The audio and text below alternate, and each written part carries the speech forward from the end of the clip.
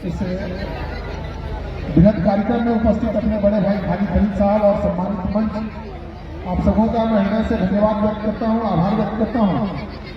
इस साल में कम से कम एक अवसर ऐसा आता है जब हम लोग एक साथ एक जगह पे बैठते हैं और दुआ भी करते हैं, प्रार्थना भी करते हैं, उसका लाभ भी मिलता है और एक साथ मिलने जुलने का अवसर मिलता है।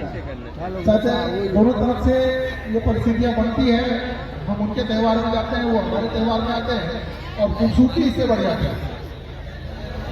तो हम यही कहेंगे, दिल दे तो इस मिजाज का परवरदिगार दे, दिल दे तो इस मिजाज का परवरदिगार दे, जो रंग की घड़ी भी तुझसे गुजार दे।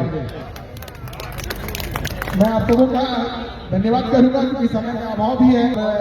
अपने कव्वाल जो आए हुए हैं दूर से चल के, जिनके लिए पूरी महफिल सजी है, पूरा व्यवस्था बना है, तो उसका भी आनंद लेना है। इसलिए आप सबों को फिर से सुरेंद्र भाई मोदी का नमस्कार, आदाब, सलाम, धन्यवाद।